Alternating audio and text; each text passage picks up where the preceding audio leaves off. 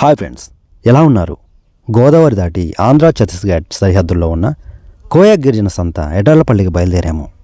కిక్కిరిసి ఎక్కిన ఆటోలు అక్కడికే బయలుదేరినట్టున్నాయి. మాతో పాటు చింతపండు సీజన్ వచ్చిందిగా ఇక్కడ చింతపండు ఉండలాగా చేసి అమ్ముతున్నారు. ఉండ 20 రూపాయలేనట. బయట మార్కెట్లో రేట్లు ఎట్లున్నాయి, ఇక్కడ మాత్రం సంవత్సరం పొడవునా ఒకేలా ఉంటాయి, మారవు. ఈ చింతపండు గిరిజనులు అడవుల్లో సేకరిస్తారు. కొత్త చింతపండు. ఈ సంతకి అడవుల్లో బతికే కోయ గిరిజనులు వారానికి ఒకసారి బయటకు వచ్చి కావాల్సిన కొనుక్కొని మళ్ళీ తిరిగి అడవుల్లోకి వెళ్ళిపోతారు.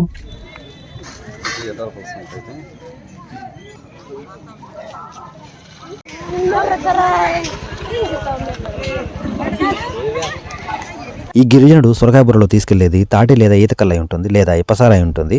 ఇక్కడ విచ్చలవిడిగా అమ్ముతారు. అవి ఎటువంటి కల్తీ లేని మత్తు పదార్థాలు ఈ గిరిజనులు ఇక్కడ విక్రయిస్తారు.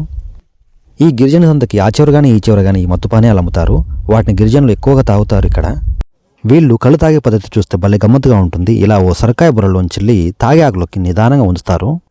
ఇక్కడ ఆడామాగా తేడా లేకుండా తాగుతారు. తాగి గొడవలు పడడం లాంటివి ఉండవు.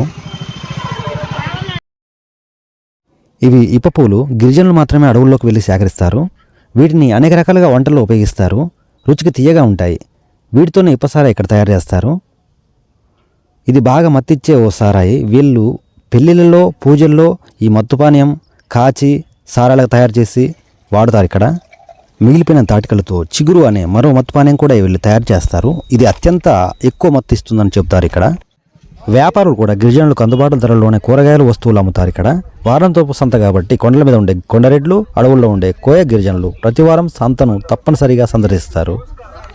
ఇదే సంతలో కేవలం ఓ బైక్ మీద మొబైల్ ఫోన్కి టెంపరీ గ్లాస్ వేస్తే అతన్ని ఈరోజు మీకు చూపిస్తాను. ఈయనది భద్రాచలం అట. అక్కడి నుండి ప్రతి వారం ఈయన ఈ సంతకు వస్తారు. కేవలం బైక్తో వస్తారట. ఈ సీటు మీద పెట్టి ఫోన్కు గ్లాసెస్ మారుస్తారు. పెద్దగా హంగు ఆర్పాటాలు లేకుండా కేవలం బైక్ సీటు మీదే వర్క్ క్రియేట్ చేసుకున్నాడు ఇతను. ఇతను చూశాక నాకు చాలా ప్రేరణగా అనిపించింది. జాబ్ లేదని రాలేదని సూసైడ్ చేసుకునే వాళ్ళకంటే ఇలా సొంతంగా తన ఆలోచనతో పనిని సృష్టించుకోవడం అనేది చాలా గొప్ప విషయం. ఇలా ఆలోచిస్తే ఈ దేశంలో చేయడానికి చాలా పనులు దొరుకుతాయి. నిరుద్యోగులకు ఆదర్శంగా ఉన్న ఇతన్ని మీరు ఈ సంతకు వస్తే ఖచ్చితంగా అభినందించండి వీలైతే. అంటే మనం చాలామందికి ఐడియా రాదు కదా, చిన్న ప్లేస్లో మనం చేయడం అనేది చాలా గొప్ప విషయం. అది లేని బ్రదర్ ఎందుకు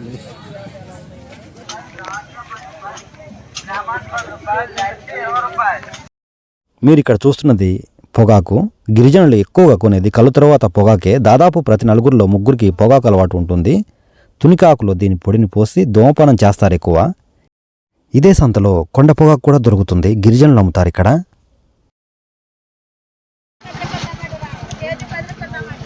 కేజీ 10.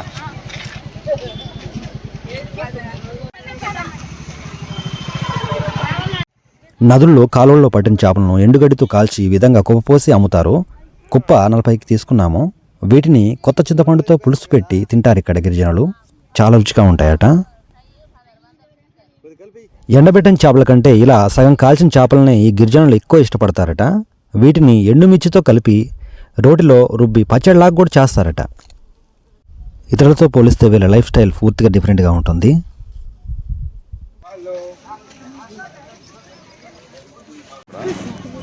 ఇవి గిరిజనుల చేతుల్లో పండిన మందు లేని పంటలు.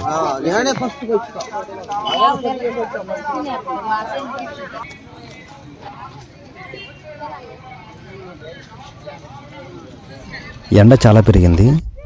ఉదయాన్నే వచ్చి వెళ్ళిపోతారు చాలామంది గిరిజనులు.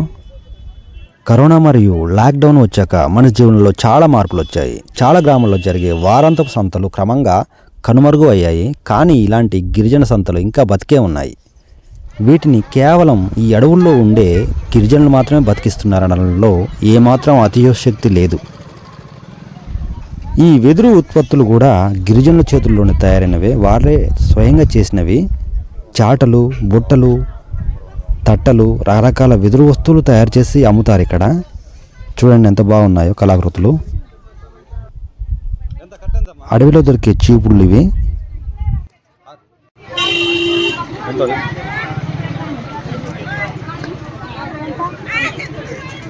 ఎంత 100 రూపాయలా? 80 ఇవ్వండి.